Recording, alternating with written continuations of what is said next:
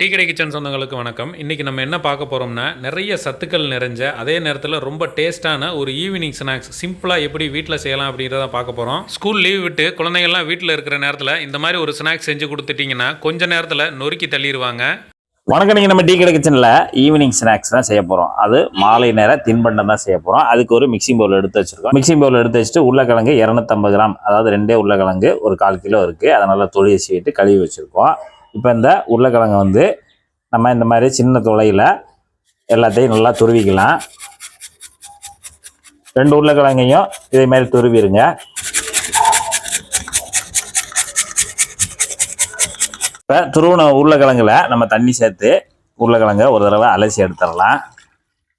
ஒரு தடவை தண்ணி ஊற்றி அலசினா போதும். அலசிட்டு நல்லா தண்ணி இல்லாமல் பிழிஞ்சு எடுத்துருங்க.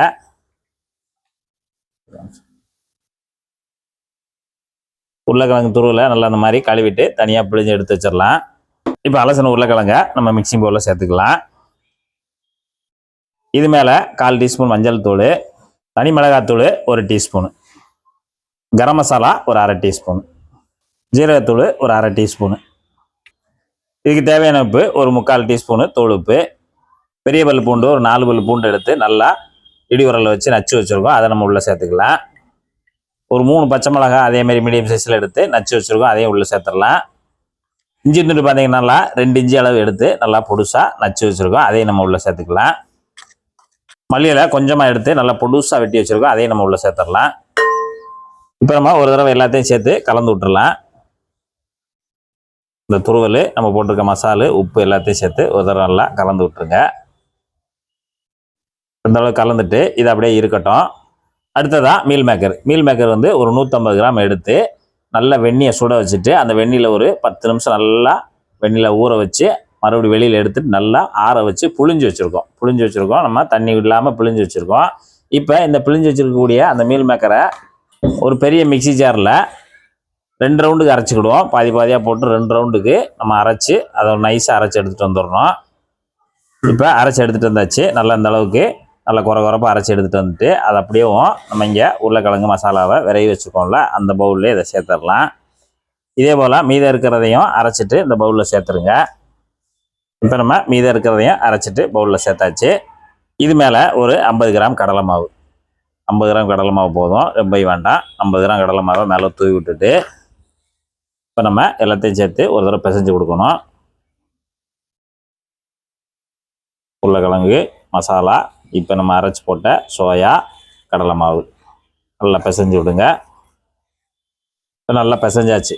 நல்லா இந்த அளவுக்கு பிசைஞ்சு வச்சதில் கொஞ்சமாக எடுத்துக்கோங்க. கொஞ்சமாக எடுத்துகிட்டு சின்ன சின்ன உருண்டைகளாக உருட்டிக்கோங்க. ரொம்ப டைட்டாக உருட்ட வேண்டாம். சும்மா பொதுவாக இந்த மாதிரி லேசாக பொத்துனாக்கில் உருட்டிடுங்க.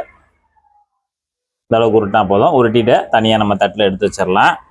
இப்போ இதுபோல் கொஞ்சம் கொஞ்சமாக எடுத்து சின்ன உருண்டையும் இல்லாமல் ஒரு பெரிய உருண்டையும் இல்லாமல் ஒரு பொதுவான உருண்டையாக இந்த மாதிரி உருட்டிட்டு தட்டில் எடுத்து வச்சுருங்க. இப்போ நம்ம ஒரு ரவுண்டுக்கு தேவையான உருண்டைகளை நான் வந்து செய்து தட்டில் வச்சுருக்கேன். இதை வந்து எப்படி பொரிக்கலாம் அப்படின்றத பக்குவமாக பார்ப்போம். இந்த கடாயில் இப்போ நம்ம தேவையான அளவு, அதாவது உருண்டை முங்குற அளவுக்கு எண்ணெய் இருந்தால் போதும். தேவையான அளவு எண்ணெய் சேர்த்துட்டு எண்ணெயோட சூடு பார்த்திங்கன்னா ரொம்ப ஆவியாயிடக்கூடாது, ரொம்ப ஹீட்டாக இருந்துடக்கூடாது. நல்லா சூடாக வச்சுட்டு மீடியத்தில் வச்சுக்கோங்க அடுப்பை, சரியாக இருக்கும். இப்போ நம்ம செய்து வச்சுருக்கக்கூடிய உருண்டைகளை ஒன்று ஒன்றா நம்ம எண்ணெயில் இறக்கிடலாம். அப்படி கொஞ்சம் தனித்தனியாக போட்டு விடுங்க.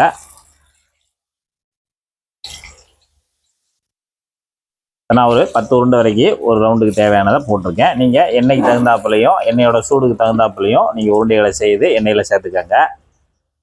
இப்போ நம்ம எண்ணெயில் சேர்த்துட்டு 1 நிமிஷம் ஆச்சு. 1 நிமிஷத்தில் நம்ம அதுக்கு பிறகு தான் நம்ம ஜல்லிக்கரண்டி போட்டு லேசாக நகட்டி விடணும். இந்த மாதிரி லேசாக குன்னம் போல் அப்படியே எண்ணெயில் அப்படியே சுற்றி விடுங்க.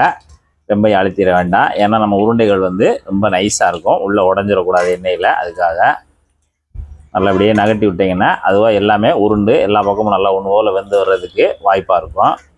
மீடியமான ஹீட்டில் வச்சுட்டு ஜல்லிக்கரண்டிட்ட அப்பப்போ நல்லா கலந்து விடுங்க. இப்போ வந்து இந்த சிக்கன் கோலா உருண்டை இதெல்லாம் சாப்பிட்றோம்ல, அது இல்லாமல் இந்த மாதிரி வெஜ்ஜு கோலா உருண்டை இந்த மாதிரி செய்யும்போது நமக்கு அந்த ஒரு சிக்கனோட டேஸ்ட் நல்லா சூப்பராக அருமையாக இருக்கும்.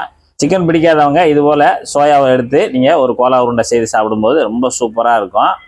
இப்போ நம்ம எண்ணெயில் போட்டு ஒரு 5 நிமிஷம் ஆச்சு. மீடியமான ஹீட்டில் 5 நிமிஷம் ஆகும் இது ரெடி ஆகுறதுக்கு. ஆனாலும் நமக்கு பபுள்ஸ் வந்துக்கிட்டே தான் இருக்கும். எதுக்கு அப்படின்னா அது உள்ள வரைக்கும் பபுள்ஸு கருகிற வரைக்கும் வந்துக்கிட்டு தான் இருக்கும். ஆனால் அந்த அளவுக்குலாம் நம்ம விடக்கூடாது. ஏன்னா நம்ம உருளைக்கிழங்கெல்லாம் துருவி தான் போட்டிருக்கோம். இதுக்குள்ளே எல்லாமே வெந்து ரெடியாக இருக்கும். மீல் மேக்கர் வந்து ஏற்கனவே நம்ம வெந்நீரில் நல்லா சூடான வெந்நீரில் போட்டு தான் எடுத்துருக்கோம். அதனால் ஒன்றும் பிரச்சனையே கிடையாது. ஒரு 5 நிமிஷம் மீடியமான ஹீட்டில் வச்சு இந்த மாதிரி பொன்னிறமாக வந்த உடனே எல்லாத்தையும் அரிச்சு எடுங்க. இப்போ இதே மாதிரி மீதம் இருக்கிறதையும் இந்த மாதிரி சூப்பராக உருண்டைகளாக உருட்டி எல்லாத்தையும் எண்ணெயில் போட்டு நம்ம சொன்ன பக்குவத்தில் பொரித்து வெளியே எடுத்துருங்க.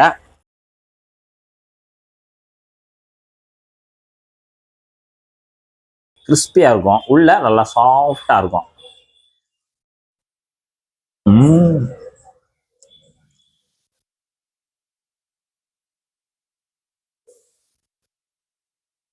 சூப்பராக இருக்கு. அந்த மசாலா டேஸ்ட்டு செம்மையாக இருக்குது. இதே போல் இதே மெத்தடில் நீங்களும் ஒரு சூப்பரான ஒரு கோலா உருண்டை செய்து சாப்பிட்டு பார்த்துட்டு எப்படி வந்ததுன்றதை கமெண்ட்டில் சொல்லுங்கள். நன்றி, வணக்கம்.